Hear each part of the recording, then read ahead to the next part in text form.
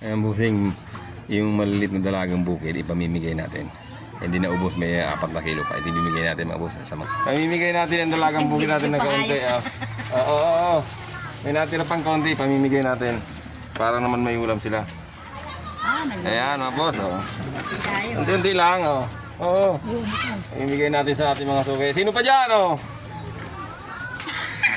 Ayan. Ay, si ano? Ayan meron pa.